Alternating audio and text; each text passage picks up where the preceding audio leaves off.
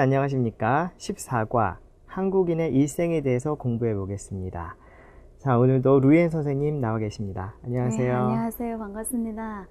오늘도 우리가 한국 통과 의례에 대해서 공부하기로 했었는데요. 네. 선생님, 한국에서 가장 중요하게 생각하는 통과 의례는 무엇입니까? 예, 통과 의례, 관훈상제라고 하는데요. 그 중에서 가장 중요한 것은 혼인, 결혼 아닐까요? 베트남에서는 어떻습니까? 아무래도 베트남도 마찬가지인 것 같아요. 네. 그래서 결혼을 통해서 가족을 계속 이어지기 때문에 사람들이 중요하게 생각한 거죠. 네. 이번 시간에는 결혼뿐만 아니라 한국 사람들이 일생을 살면서 거쳐야 될 네 가지 의례가 있거든요. 예를 들어서 나이가 어른이 되는 것, 성인식이라든지 결혼, 그리고 나중에 죽었을 때 장례식, 그리고 매년 그 죽은 날을 기억하는 제례, 이렇게 관훈상제라고 합니다. 자, 이것에 대해서 알아보는 시간입니다. 자, 그럼 준비되셨나요? 시작합니다. 자, 252쪽이죠? 어휘 통과의례입니다. 통과의례는 여러분이 태어나서 죽을 때까지 꼭 거쳐야 되는 의례를 말하는데요. 자, 이것을 표현하는 것이 관혼상제입니다. 관혼상제는 관례, 혼례, 상례, 제례라고 하는데요. 옛날에는 남자가 성년에 이르렀을 때 특별한 의식을 했어요. 그래서 요즘은 성인식으로 바뀌었고요. 혼례, 결혼입니다. 상례, 사람이 죽었을 때 지키는 모든 예절을 상례라고 하고요. 제례, 돌아가신 분을 기억해서 매년 그 돌아가신 날에 제사를 지내는 의례를 우리가 제례라고 부릅니다. 자, 다음은 생일 관련 어휘예요. 자, 우리 특별한 생일들이 많은데 태어난 지 100일이 됐으면 100일. 그 다음에 태어나서 처음으로 맞는 한 살 생일을 돌이라고 합니다. 요즘 100일은 많이 안 챙기는데 돌은 돌잔치를 가끔 합니다. 요즘은 사회가 좀 각박해지고 좀 빨라지면서 빨리빨리 하면서 이 돌잔치도 별로 안 하는 것 같아요. 대신 돌떡을 돌립니다. 자, 그 다음에 환갑은 몇 살? 61살입니다. 만으로 60살이니까 우리가 실제로는 61살, 61살이 되었을 때, 61세가 되었을 때 하는 생일이 환갑이고요. 칠수는 이 순이 열이라는 뜻입니다. 열. 7 곱하기 10이니까 70살이에요. 이거는 정확하게. 팔수는 또 80살이고요. 90살은 9순 이렇게 되나요? 네. 이렇게 해서 특별히 옛날에는 또 의학이 발달하지 않았기 때문에 일찍 돌아가시는 분들이 많았습니다. 그래서 60살까지 살았으면 와, 정말 장수하셨다. 이제 70살이면 정말 장수하셨다. 8수님은 정말 잘 오래오래 건강하게 사셨다. 그래서 축하의 뜻으로 특별한 잔치를 벌였습니다. 자, 그 다음에 이제 혼례에 대해서 이야기를 할게요. 혼례는 이제 먼저 혼인하다라는 단어가 있는데 이것은 결혼하다와 같은 말입니다. 남편의 혼인한 남동생을 부를 때 서방님이라고 부릅니다. 사실 여러분 드라마 보면 서방님 많이 나오는데요. 남편을 부를 때도 서방님이라고 하는 사람들이 많은데 사실은 남편의 동생을 얘기할 때 서방님이라고 한다고 합니다. 자, 그 다음에 결혼할 때 어때요? 손님들이 많이 오죠? 손님들을 하객이라고 해요. 객은 손님과 하는 축하하다라는 뜻입니다. 자, 그래서 결혼식에 참석하는 하객들은 보통 뭘 가지고 갑니까? 돈, 그쵸? 머니해도 머니가 좋아요. 그래서 돈을 가지고 가는데 이 돈은 우리가 축하하는 뜻의 돈이기 때문에 축의금, 너무 어렵게 축의금 이렇게 읽지 않습니다. 축의금 이렇게 읽어요. 축의금을 가지고 갑니다. 그 다음에 보면 주례라는 단어가 있는데요. 주례는 뭐예요? 술입니까? 아니죠. 주례는 사람입니다. 결혼을 하려면 신랑 신부가 필요하지만 그 신랑 신부 앞에서 이야기해 주는 사람 필요하죠. 자, 그 사람이 바로 주례입니다. 보통 한국에서는 주례는 나이가 많은 어른, 그래서 아니면 보통은 학교를 다녔으면 대학교의 선생님, 나이가 많은 교수님이 주례를 봐주는 경우가 많이 있습니다. 자, 그래서 주례를 보다라고 이렇게 동사는 보다를 씁니다. 자, 나중에 결혼할 때 대학원 지도 교수님께 주례를 부탁드리고 싶습니다. 자, 여러분들은 나중에 결혼할 때 누구에게 주례를 부탁하겠습니까? 자, 그 다음에 이번에는 조금 슬픈 장례로 넘어가겠습니다. 장례는 옛날에는 집에서 장례를 치렀는데 요즘은 집에서 하지 않고 병원, 큰 병원 옆에 장례식장이 마련되어 있습니다. 이 특별한 장소에서 우리가 장례를 치릅니다. 장례식장에 가면 제일 먼저 고인은 사람이 어떤 사람 돌아가신 분, 고인이라고 합니다. 고인에게 2번 절하고 나서, 절할 때는 이렇게 절을 해요. 근데 살아있는 사람에겐 1번, 죽은 사람에겐 2번 이렇게 합니다. 2번 절하고 나서 상주라는 것은 돌아가신 분이 아들이 있으면 첫 번째 아들이 그 장례식을 주관합니다. 그래서 주관하는 사람을 우리가 상주라고요. 만약에 형제가 죽었을 때는 손 위에 사람이 이제 상주를 하게 되겠죠. 그래서 보통은 첫째 아들이 상주를 합니다. 뭐 없을 경우에 다른 사람, 뭐 동생이나 다른 사람이 하고요. 상주에게 1번 절한다. 그래서 고인의 사진이 이렇게 있습니다. 사진 앞에서 2번 절하고, 보통 이제 상주는 오른쪽에 있어요. 오른쪽으로 돌아서 1번 절을 하면 되겠습니다. 자, 그 다음에 이제 그렇게 장례식장에서 장례를 치르고 나면 우리가 그 시신이라고 해요. 죽은 몸을 이제 매장하는 방법이 있고 화장하는 방법이 있습니다. 자, 매장이라는 것은 땅 속에 묻어요. 그다음에 화장한다는 것은 불로 이렇게 시신을 태우는 겁니다. 자, 최근에는 매장하는 대신 화장하는 인구가 늘고 있다고 합니다. 왜냐하면 한국 굉장히 좁죠. 그래서 모두 다 매장을 하면 어때요? 온 나라가 다 무덤이 돼버릴 것 같아요. 그래서 대신 요즘은 사람들이 화장을 선호합니다. 그래서 조금 그 장례 문화가 바뀌어 가고 있어요. 자, 그 다음에 아까 결혼식에 갈 때는 어떤 돈입니까? 축의금 가져간다고 했죠. 근데 장례식장에 갈 때 여러분들이 축의금 가져가면 안 되고 똑같은 돈이지만 조의금을 가져갑니다. 아니면 부의금이라고 해서 봉투에도 이렇게 부의 이렇게 씁니다. 자, 그래서 장례식장에 갈 때 조문객, 아까는 하객이라고 했는데 결혼식에서는 장례식장에 갈 때는 조문객이에요. 하얀색 봉투에 조의금을 넣어서 가져갑니다. 결혼식도 마찬가지고 장례식도 마찬가지로 이렇게 돈은 하얀색 봉투에 넣어서 자기 이름을 뒤에 써서 가지고 갑니다. 자, 그 다음에 다음 페이지 넘기면 제사가 있어요. 오늘 단어가 굉장히 많습니다.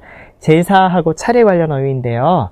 자, 먼저 차례를 지내다. 우리 제사는 돌아가신 분을 기억하면서 그 돌아가신 날에 하는 것을 제사라고 하고요. 차례는 언제? 한국에서는 설과 추석 아침. 제사는 보통 밤에 합니다. 한밤중에 하는데 그 차례는 똑같은 의식이에요. 거의 비슷해요. 그런데 아침에 차례를 지냅니다. 자, 그래서 차례를 지내다 이렇게 이야기하고 오늘 마지막 단어 성묘입니다.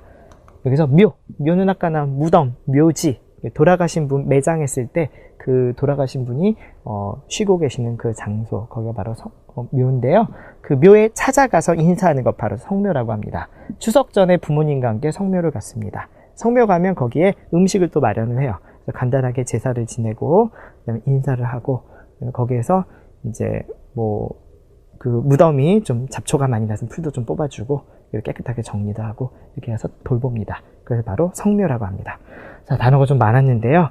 자, 이 중에서 몇 개 중요한 단어를 골라서 루이엔 선생님과 함께 문장을 만들어 보십시오. Vâng, và bây giờ chúng ta sẽ dùng một số từ vựng vừa học để đặt câu các bạn nhé.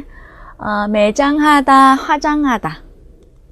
Ở Việt Nam thường khi mà người chết á, thì chôn xuống đất, nhưng mà gần đây thì tình trạng hỏa táng ngày càng tăng dần lên.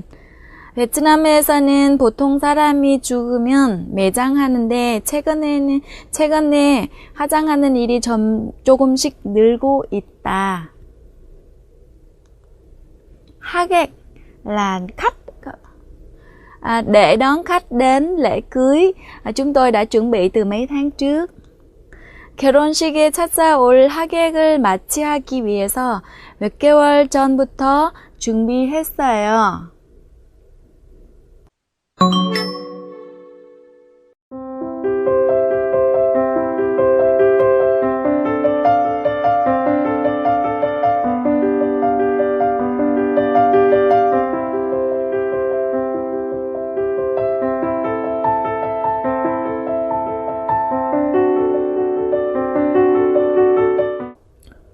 자, 책의 254쪽 보십시오. 자, 오늘은 뭐뭐뭐뭐 한다면서요 라는 문법이에요. 자, 예문 먼저 보겠습니다. 한국은 1월에도 눈이 많이 내리고 엄청나게 춥다면서요. 무슨 얘기예요? 네, 춥다고 들었어요. 그래요? 네, 이렇게 얘기할 때 들은 얘기를 다시 확인할 때 우리가 춥다면서요 이렇게 얘기를 합니다.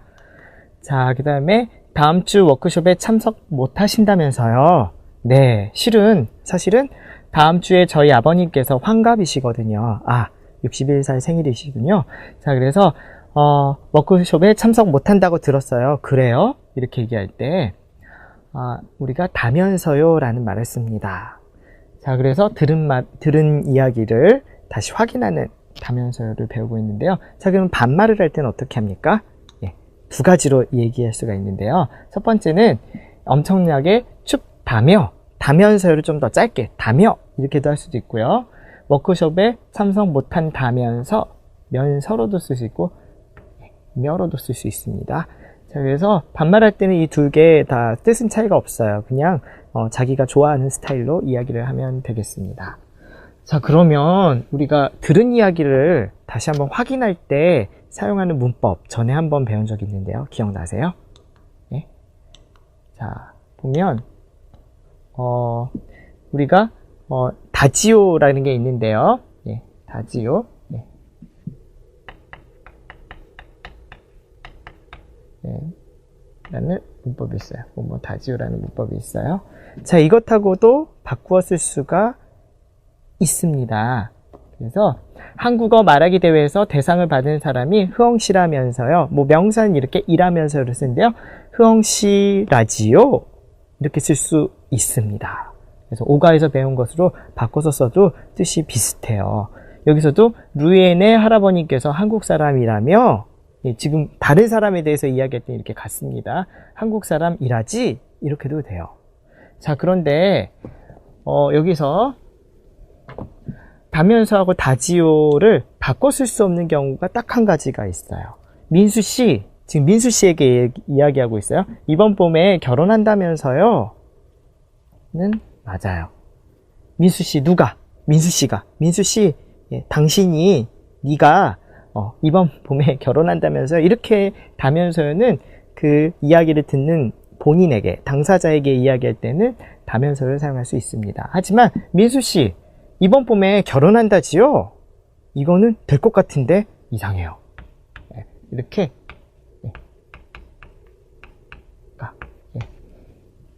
내가, 당신이 이렇게 쓸 때는 뭐뭐 한다지요를 쓸 수가 없어요. 이렇게 2인칭에는 다지오를 쓸 수가 없고, 이 경우는 항상 다면서만 쓸 수가 있으니까 여러분들이 좀 주의해야 될 것 같습니다. 왜냐하면 다지오는 다른 사람에 대해서 이야기한 것을 여러분들이 확인하는 겁니다. 그리고 다면서는 다른 사람에 대해서건 아니면 자기 자신에 대해서건 어쨌든 들은 얘기에 대해서 이야기를 하는 거니까 상관이 없어요. 예, 그래서 이 두 가지 점만 주의해서 여러분들이 문법을 사용하시면 좋겠습니다. 자, 그러면 잘 이해되셨죠? 문장 한번 만들어 보십시오. Vâng, các bạn hiểu ý nghĩa của cấu trúc ngữ pháp này chưa ạ? Bây giờ chúng ta sẽ luyện đặt câu các bạn nhé. Nghe nói là Việt Nam và Hàn Quốc đã có giao lưu từ khoảng 900 năm trước. Mình nghe ai đó nói xong mình hỏi lại ha. 한국과 베트남은 약 900년 전부터 교류가 있었다면서요? Mình hỏi lại để kiểm tra lại. Nghe nói ở Hàn Quốc việc hút thuốc trước mặt người lớn là một hành động vô lễ. 한국에서는 어른 앞에서 담배를 피우는 것이 무례한 행동이라면서요? Vâng. Và chúng ta có thể chúng ta có thể là nghe một cái lời nào đó xong chúng ta hỏi lại một người khác kiểm tra, và chúng ta dùng cái cấu trúc ngữ pháp này. 네. 자, 이어서 무엇 하게 마련이다 라는 표현이 있어요. 자, 무슨 뜻인지 문장을 한번 보면서 살펴보겠습니다. 결혼 날짜는 보통 여자 쪽 집에서 정하게 마련입니다. 예, 한국에서는 보통 여자 쪽 집에서 결혼 날짜를 정합니다. 자, 이거는 보통 이렇게 하는 것이 당연하게 여겨지고 있습니다. 이렇게 당연하게 여겨지는 것을 우리가 뭐뭐하게 마련이다, 우리 전에 7과에서 뭐뭐 하는 법이다 라는 거 배웠어요. 속담 배울 때.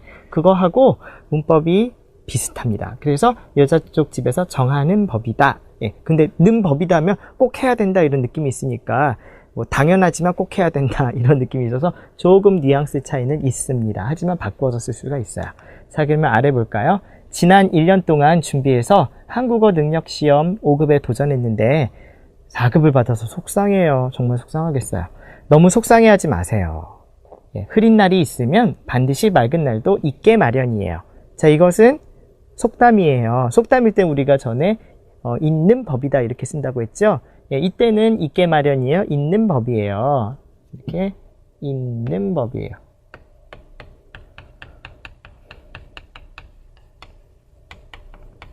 예, 이렇게 바꿔서도 의미 차이가 없겠습니다. 그래서 조금 는 법이에요 하면은 정말 당연하고 꼭 그렇게 해야 되는 것이고 이런 의미일 때 우리가 는 법이에요 이렇게 써서 표현을 할 수가 있습니다. 자, 그러면 개 마련이다 하고 는 법이다는 도대체 어떨 때 다를까요? 자, 일반 쓰레기통에는 음식물 쓰레기를 버리지 않게 마련이다. 않는 법이다. 어떤 것이 맞을까요? 어느 것이 맞을까요? 않게 마련이다 보다는 않는 법이다를 쓰면 더 좋습니다. 않게 마련이다는 좀 이 문장에서는 어울리지 않는 것 같아요. 왜냐하면 음식물 쓰레기를 꼭 버려야 하죠.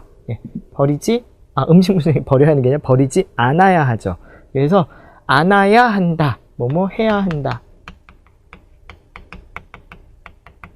예, 이렇게 꼭 해야 된다라는 뜻, 즉 법은 뭐예요? 사람들이 꼭 지켜야 하죠. 그래서 무엇을 해야 한다라는 의미로 쓰일 때는 우리가 는 법이다를 쓰는 것이 더 자연스럽습니다. 그래서 이거 아마 한국 사람들 쓸 때 개 마련이다, 는 법이다 좀 다른 것 같은데 어떻게 다르지 잘 모를 거예요. 그렇지만 여러분들이 꼭 지켜야 하는 것이면 여러분들이 뭐뭐 하는 법이다, 뭐뭐 하지 않는 법이다 이렇게 쓰면 더 좋겠습니다. 의미 구분하실 수 있겠죠? 자, 그러면 문장을 만들어 보실까요? Vâng, và cấu trúc này cũng vậy, chúng ta sẽ thử đặt câu các bạn nhé. Khê mà Danida là đương nhiên phải làm cái gì đó. Nếu sống lâu ở nước ngoài thì tự nhiên hoặc là đương nhiên phải học ngôn ngữ của quốc gia đó. Nếu không học ngôn ngữ quốc gia đó thì làm sao nói chuyện được với người dân ở đó, phải không ạ? Nên thể hiện một sự đương nhiên, đúng không ạ? 외국에서 오래 사다 보면 자연스럽게 그 나라의 언어를 배우게 마련이다. Vâng, trên đây chúng ta vừa luyện hai cấu trúc ngữ pháp chính của bài này. Và cũng giống như các bài trước là về nhà các bạn nhớ là phải luyện tập thường xuyên và ứng dụng trong cuộc sống hàng ngày. Hoặc là chúng ta phải luyện như thế này, luyện tập thường xuyên thì chúng ta mới có thể là nhớ các cái cấu trúc ngữ pháp này lâu và mình có thể nói tiếng Hàn giỏi các bạn nhé. 자, 이번에는 257쪽 그림 보고 말하기인데요. 그림이 좀 나와 있습니다. 무슨 그림이냐면 한국에서 특별한 날에 먹는 음식들이에요. 자, 그래서 지금 보기 대화에서 두 사람이 무엇에 대해서 이야기하고 있는지 잘 한번 살펴보시기 바랍니다. 란씨, 다음 주 토요일이 우리 아들의 100일인데 한번 구경하러 오시겠어요? 어머, 고마워요. 꼭 갈게요. 그런데 아이 100일 때는 떡을 만들어 이웃에게 돌린다면서요? 그래요. 보통 백설기와 수수팥떡을 준비해서 돌리지요. 100일에는 누가 오나요? 보통 가족들이 모이게 마련이지요. 가족들이 모여서 뭘 하나요? 요즘은 가족들이 같이 식사를 하면서 아이의 100일을 축하해요.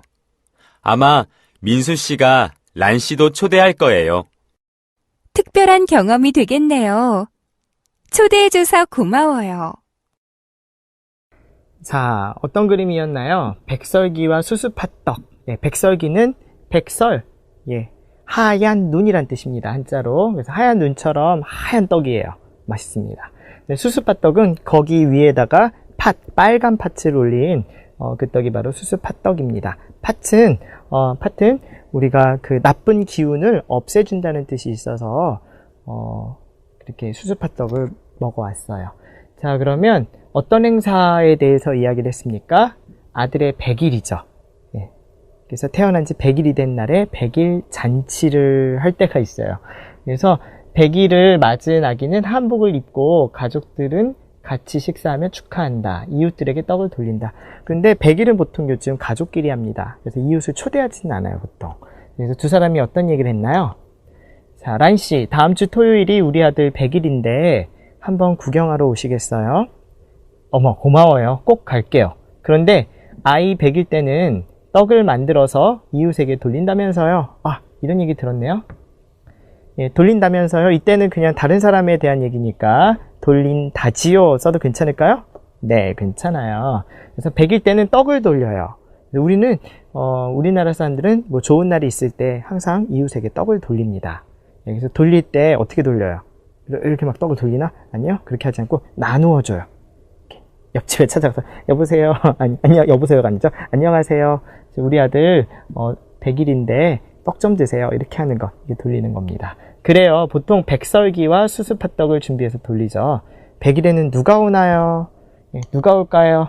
예, 누가 온대요? 여기서 보면 가족이라고 했죠. 자, 그래서 보통 가족이 모이게 마련이지요. 이렇게 모이는 게 당연하다라는 뜻이고요. 가족이 모여서 뭘 하나요? 요즘은 가족들이 같이 식사, 밥 먹으면서 아이의 100일을 축하해요. 뭐 특별한 건 별로 없습니다. 아마 민수 씨가 란 씨도 초대할 거예요. 와, 보통 가족이 아닌 경우에는 초대하지 않는데 특별히 초대를 하는 것 같아요. 자, 특별한 경험이 되겠네요. 초대해줘서 고마워요. 이렇게 얘기를 했어요. 자, 좀 긴 대화지만 재밌지 않나요? 예, 한국의 문화에 대해서 알 수 있는 그런 대화입니다. 다시 한번 영상을 보시죠. 란씨, 다음 주 토요일이 우리 아들의 100일인데 한번 구경하러 오시겠어요? 어머, 고마워요. 꼭 갈게요. 그런데 아이 100일 때는 떡을 만들어 이웃에게 돌린다면서요? 그래요.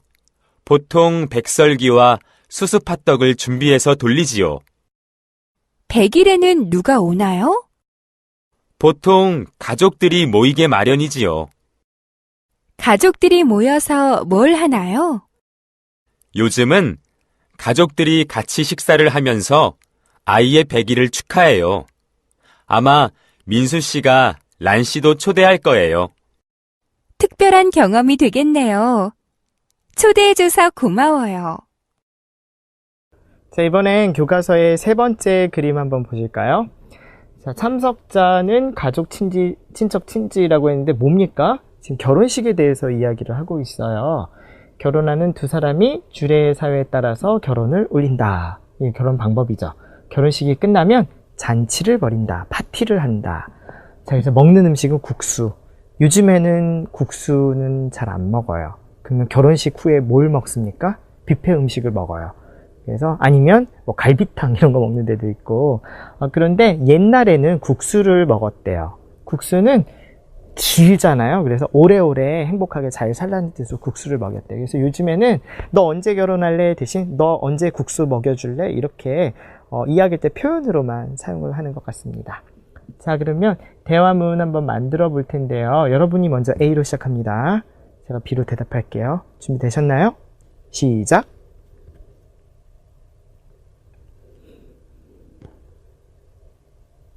어머, 고마워요. 꼭 갈게요. 그런데 결혼식 때는 사람들에게 국수를 대접한다면서요?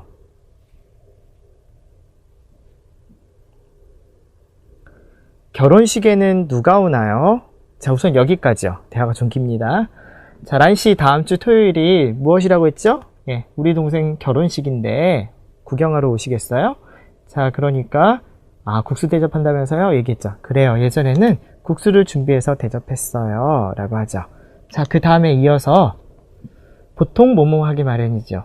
그 다음에 이렇게 질문하죠. 자, 계속 이어서 하겠습니다. 여러분이 A 시작합니다. 준비되셨죠? 시작!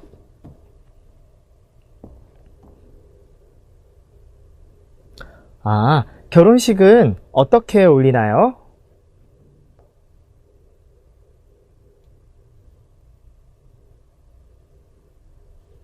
와, 특별한 경험이 되겠네요. 초대해줘서 고마워요. 자, 그러면 뭐 별로 어렵지 않은데 한번 답을 확인해 볼게요. 보통 가족, 친척, 친지들이 모이게 마련이죠. 모이기 마련이죠. 모이는 법이죠. 이렇게 쓸 수 있죠. 요즘은 결혼하는 두 사람이 주례 사회에 따라서 결혼식을 올려요. 그냥 그대로 쓰면 되겠습니다. 특별히 란씨 초대하고 싶으니까 꼭 오세요. 이렇게 했죠. 자, 이렇게 해서 우리 한국의 그런 전통 문화에 대해서 좀 알아봤습니다. 그래서 이렇게 이런 대화를 친구들하고 나눌 수가 있겠죠. 여러분 궁금했던 거, 이런 음식들을 먹는 문화에 대해서 잘 알게 되었으니까 말하기는 여기까지입니다.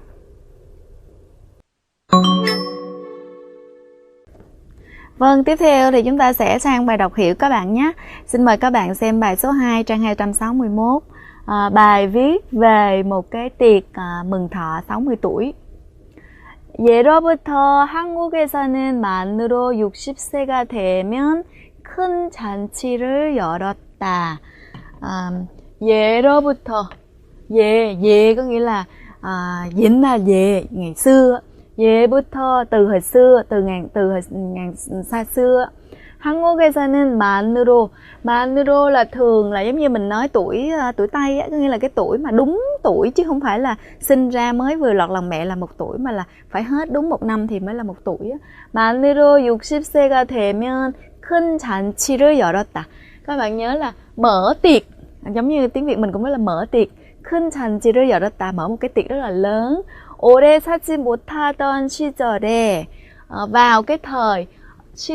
vào cái thời mà không có sống lâu được, thì 60세까지 산다는 것은 cái việc mà sống đến 60 tuổi là 축복할 일이었기 때문이다. Vì cái thời mà không có sống lâu á, thì những người nào mà sống được 60 tuổi á, là cái việc đáng là chúc phúc, đáng được chúc phúc. 환갑이란 환갑 nghĩa là gì? 60번째 생일을 일컫는 말로서 là cái 환갑 nghĩa là gì? Nghĩa là cái từ để mà chỉ cái sinh nhật lần thứ 60. 이날에는 가족, 친척 및 친지를 초대하여 큰 잔치를 베풀었는데 이를 환갑 잔치라고 한다. 환갑 có nghĩa là ví dụ như mình là tuổi Giáp Ngọ đi chẳng hạn, thì 60 năm sau nó sẽ quay về đúng cái tuổi Giáp Ngọ. Bởi vậy nên là gọi là hoàng giáp, nó quay lại con giáp của mình á, nên người ta gọi là 환갑 잔치, là cái tiệc mừng thọ 60 tuổi.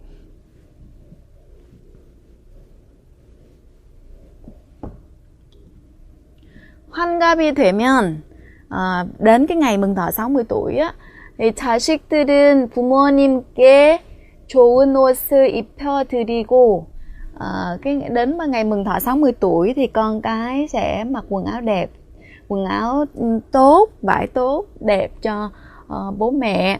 맛있는 음식을 정성껏 준비한 후 절을 올린다. Và sau mặc quần áo đẹp cho bố mẹ xong rồi, 정성껏 là chuẩn bị với tất cả lòng thành tâm, chuẩn bị thức ăn ngon với tất cả lòng thành tâm. Sau đó rồi 절을 올린다. 절을 올린다 là lại bố mẹ. 그동안 잘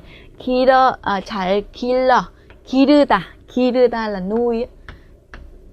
잘 길러주셔서 고맙다는 뜻과 함께 앞으로, có nghĩa là cái việc mà lạy như thế là cảm ơn mẹ, với cái nghĩa là cảm ơn bố mẹ đã nuôi trong suốt thời gian qua, cũng như là trong thời gian sắp tới. 천수를 누리고, 천수 là thiên mạng, là một cái 누리다, 천수를 누리다 là hưởng hết cái thiên mạng. Ví dụ như là người phương Đông mình thì nghĩ là cái mạng của mình là do trời xếp đặt. Ví dụ như mình có thể sống được 70 tuổi thì sẽ sống được 70 tuổi. Còn có những cái trường hợp mà bất khả kháng, họ bị đoạn mạng, chết giữa chưa đến lúc mà hết cái thiên mạng, như là 천수를 누리다 nghĩa là sống hết, hưởng hết cái thiên mạng. 만수무강하시라는 뜻으로 수를 올린다. 만수무강 là vạn thọ vô cương, sống khỏe và sống lâu. 수를 올린다. Và với cái nghĩa là cảm ơn nè, thứ hai nữa là chúc bố mẹ là sống khỏe, sống lâu và sống hết cái hưởng hết cái thiên mạng của mình.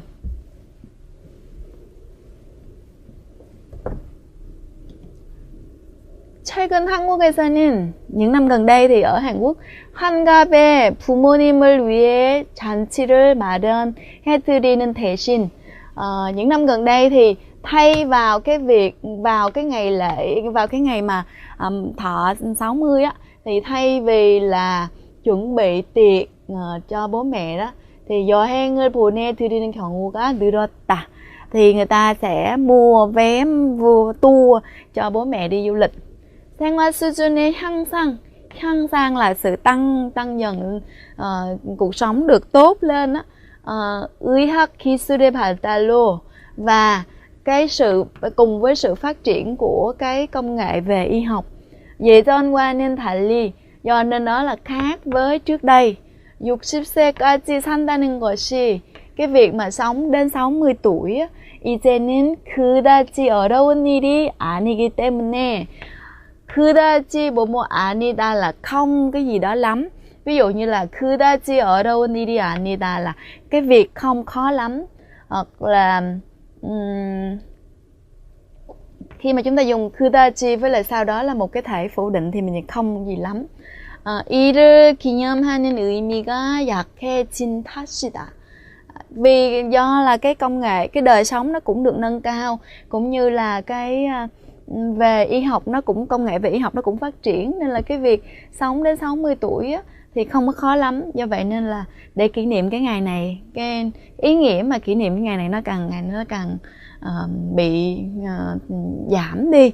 부모님 중에는 trong bố và mẹ 잔치를 하는 것뿐만 아니라 여행 보내주는 것조차 싫어하는 경우도 있다. Trong số ba mẹ đó, lại không những là cái việc mà mở tiệc, mà còn cái việc cho đi du lịch cũng không có thích nữa, không thích cái việc cho đi du lịch nữa. 아직은 본인 스스로가 젊다고 생각하기 때문이다. Vì họ nghĩ là họ vẫn còn rất là trẻ nên là không có thích cái việc mà tổ chức linh đình khi được 60 tuổi như vậy. Vâng, trên đây chúng ta vừa đọc xong một cái bài liên quan đến cái tiệc gọi là 환갑, là hoàng giáp, tiệc kỷ niệm 60 năm ngày sinh, nghĩa là kỷ niệm cái ngày sinh nhật 60 năm, hay là mình còn gọi là cái ngày mừng thọ 60 tuổi của người Hàn Quốc. Nhưng mà gần đây thì người ta đang có mục tiêu là phải sống đến 100 tuổi, do vậy nên là cái tiệc này dần dần nó bị mất đi. Có những trường hợp là thay vào đó là người ta cho bố mẹ đi du lịch, nhưng mà cái việc đó người già cũng không thích nữa vì họ nghĩ là họ còn trẻ. Vâng, trên đây chúng ta vừa đọc xong một bài đọc liên quan đến 환갑 잔치 của Hàn Quốc. 자, 이어서 265조 글쓰기입니다. 오늘은 조금 슬픈 이야기를 쓰는데요. 장례 문화에 대한 글을 씁니다. 자, 한국에서 또 장례 절차가 조금 복잡합니다. 그래서 먼저 여기에서는 한국의 장례식이 무엇이며, 그 다음에 거기에선 어떤 예절을 지켜야 하는지에 대해서 알려드리고요. 그 다음에 마지막에 장례식이 끝난 후 장사 지내는 방법은 무엇인지 설명을 하겠습니다. 여러분, 베트남에서 장례식을 어떻게 치르는지 저도 궁금한데요. 여러분 아직 나이가 어려서 장례식이나 아니면 이렇게 장사를 지내는 장소에 가본 적이 없나요? 없을 것 같은데, 뭐 죽음이라는 것은 언제 어디서든 일어날 수 있는 것이기 때문에 이런 상황에 여러분들이 어떻게 예의 바르게 할 것인지 알고 있어야 될 것 같습니다. 그래서 공부하는 차원에서 한번 글을 써보시기 바랍니다. 그럼 우선 한국의 장례식에 대해서 알아보겠습니다. 자, 장례는 집안 살림의 형편, 사정입니다. 그 다음에 가족 구성, 그리고 돌아가신 분의 사회적 지위, 지위가 높으냐 낮으냐에 따라 3일장, 5일장, 7일장, 9일장을 치른다. 장례를 치르다, 이렇게 하죠. 자, 보통은 3일장 치릅니다. 뭐 많이 바쁘기도 하고 보통 사람들 3일 정도, 슬픈 시간을 오랫동안 가지면 너무 힘들잖아요. 자, 그 다음에 9일장은 아주 특별한 사람, 뭐 지위가 아주 높은 사람일 때는 9일장도 치른다고는 합니다. 저는 가본 적은 없어요. 자, 오늘날 요즘 대신 여러분 오늘날 이런 단어도 한번 써주면 좋을 것 같습니다. 대부분 병원에 마련된 장례식장에서 장례를 치른다. 예, 선생님이 아까 어휘 설명할 때 했고요. 상가에서는 돌아가신 분에게 예를 표하다. 예, 예를 표하는 장소. 즉 한국에서 인사를 하죠. 절을 하죠. 자, 그것을 할 수 있는 장소와 간단한 음식을 마련하여 조문객을 대접하는 곳이 마련되어 있다. 여러분 장례식장에 가면 방이 2개가 있어요. 하나는 인사할 수 있는 곳, 사진이 이렇게 걸려 있고요. 놓여 있고요. 그 다음에 다른 방에서는 사람들이 음식을 먹으면서 그 돌아가신 분에 대해서 이야기를 하고 가족들을 위로하는 그런 장소가 있습니다. 자, 그래서 장례식이란 어떻게 하는지 그 형식에 대해서도 이야기했고 장례를 치르는 장소에 대해서 이야기를 했습니다. 자, 다음에 예절에 대해서 이야기를 하는데요. 장례식장에 들어서면 제일 먼저 돌아가신 분에게 절을 할 수 있도록 마련된 장소에 가요. 그 다음에 2번 절을 합니다. 오자마자 밥 먹으러 가면 안 돼요. 먼저 인사를 해야 됩니다. 그래서 돌아가신 분에게 2번 절을 하고 나서 자, 장례식을 주관하는 상주, 보통 돌아가신 분의 첫째 아들이라고 했죠. 1번 절을 한다. 그리고 나서 상주에게 위로의 말을 전한다. 위로의 말. 위로라는 건 무엇입니까? 슬퍼하는 사람에게 괜찮아 이렇게 얘기해 주는 것을 우리가 위로라고 하죠. 어떤 말을 하면 좋을까요? 좀 어려운 말로는 삼가 고인의 명복을 빕니다. 굉장히 어렵죠. 자, 이런 말을 해도 되는데 여러분처럼 외국인이 이런 말하면 참 슬프다기보다 좀 이상할 것 같아요. 자, 이럴 때는 여러분들이 얼마나 힘드시겠어요? 얼마나 슬프시겠어요? 뭐 이 정도 간단한 말이지만 쉬운 말이지만 진심을 느낄 수 있는 그런 표현을 하는 것이 좋겠습니다. 색깔이 화려한 옷을 입지 않도록 주의해야 하고 복장에 대해서 이야기를 합니다. 무엇을 주의해야 하고 뭐뭐 하지 않도록 주의하다 이렇게 씁니다. 그래서 다 마찬가지인 것 같아요. 보통은 장례식 갈 때 하얀색이나 까만색이죠. 될 수 있으면 검은색의 옷, 넥타이를 착용하도록 한다. 한국에서 남자들은 까만색 넥타이를 꼭 착용합니다. 그래서 이것을 착용하도록 한다. 도록이 좀 많이 나오네요. 자, 그래서 장례식에 갔을 때 어떻게 하는 것이 예의인지 베트남에서 어떻게 하는지 좀 알려주시고요. 그 다음에 마지막으로 장사 지내는 방법입니다. 이제 그 시신, 돌아가신 분의 몸을 어떻게 장사 지낼 건지, 돌아가신 분의 시신을 장사 지내는 방법에는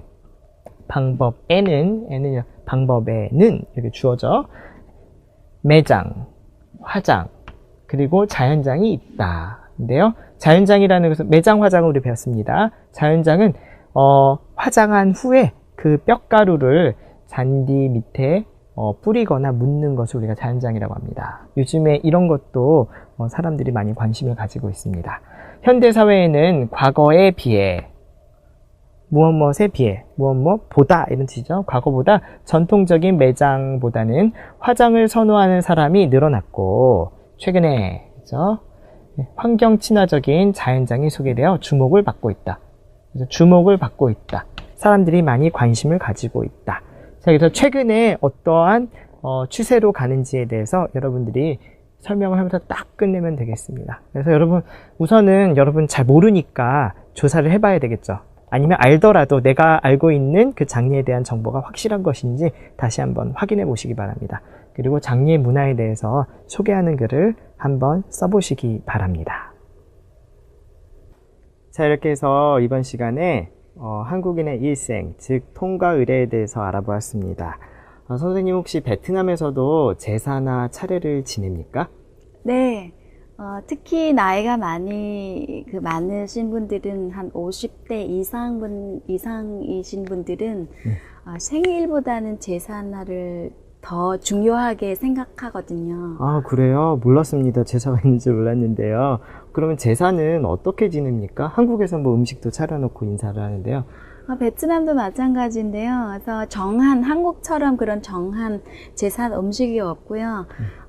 특별하게 그런 정한 음식이 없지만 그날에 죽는 사람한테 좀 음식을 줘야 된다고 생각하고 자기가 평상시에 살아 있을 때 좋아하는 음식으로 많이 좀 제사 음식으로 한 거죠.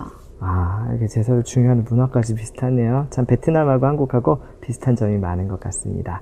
그래서 이렇게 해서 이번 시간에 통과에 대해서 공부를 했고요. 여러분 많이 알게 되었으니까 자, 오늘 수업은 여기까지입니다. 감사합니다. 네, 감사합니다.